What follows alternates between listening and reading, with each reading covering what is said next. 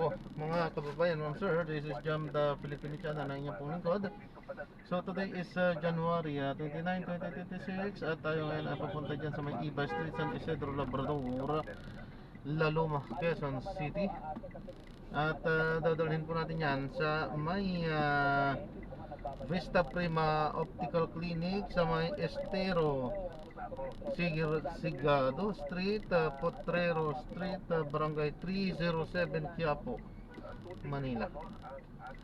Babalik po tayo mamayang unti po pag nakuha na po natin sila. Disclaimer lamang po, ang content po natin ay kalsada at hindi ang passenger. Kaya naman sakasakali man po na may marinig kayo mga pangalan ng lugar, pangalan ng tao, pangalan ng organization sa government o private man yan, ay wala pong kinalaman ang channel na ito at wala pong pinapatungkulan. Lahat po ng pinag-uusapan dito ay pawang dito lamang po yan sa loob at wala pong pinapatungkulan sa labas. Ito po, magbabalik po tayo mamaya unti pag nakuha na po natin sila. Samantala, makinig tayo ng mga nagbabagang balita at mga talakayan habang tayo papunta doon sa ating area.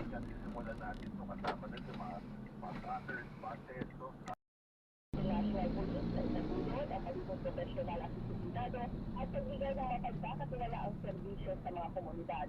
Mensahe ito ng Pangulo ngayong PNP Day kung saan nakatakdang kilalanin ang natatanging mga opisyal at unit para sa kanilang epektibong serbisyo, liderato at pagpapanatili ng peace and order.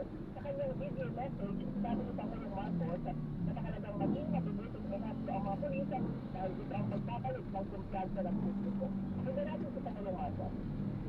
Filipino people expect effectiveness, require our police to arrive and provide help quickly, and demand respectful and competent law enforcers.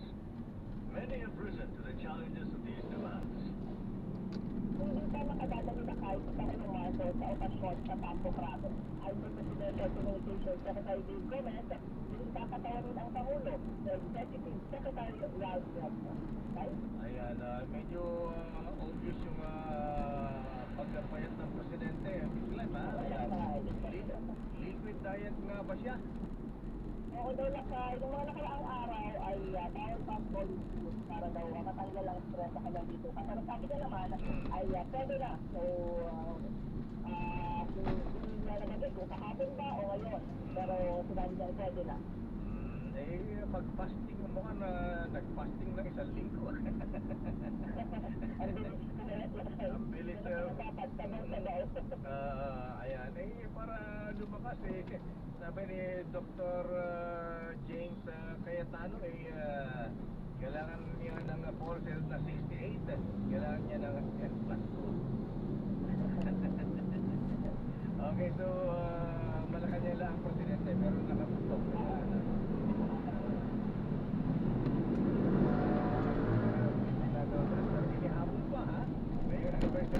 Talagang ginawang Forester General, hindi na acting ha.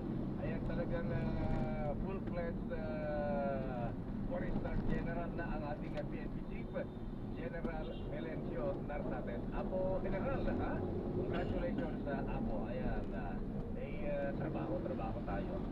Okay nga ron, so walang kausap ang presidente, walang bisita.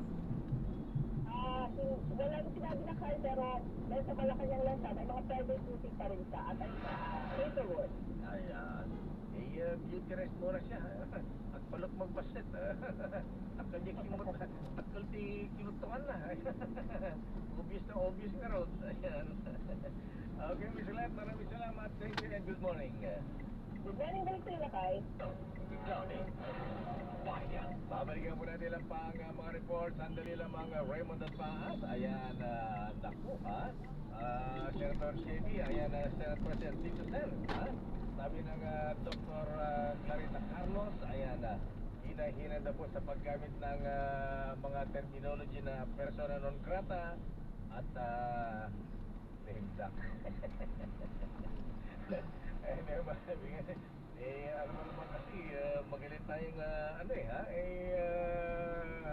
ma-influensyahan din. Ayan, anyway, na i-relate lang yung mga ganyang sitwasyon kasi.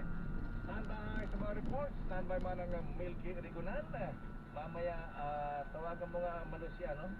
Si NBI Director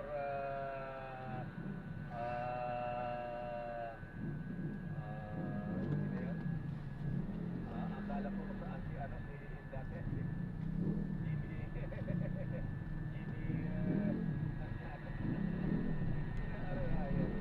Director Pando. Ay, spokesperson nila, ha? Pero parang spokesperson ng NBI. Ayan, aboy, controversial naman itong dalawang beauty pirata actress, ha? Ayan, aboy, bossing boy evangelista, ha? Ikaw pala ang, ano, ha?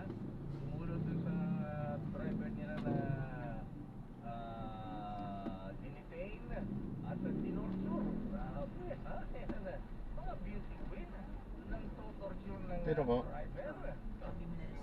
Sige po. Si Paglikon. Oras Chief Justice Alex Jesmundo. Ay, good morning. Justice Rodil. Ay, Salameda, ha? At Justice Midas Marquez. Oras, Mr. Junani. 8:53. Ang oras na yan ay hatid sa inyo na. Rectal Forte, bilis banat sa apat. Ayan, sunod-drop na natin sila. Maraming salamat po sa panonood. Hanggang sa muli, ingat. God bless. Ang balita ito ay Paalam po.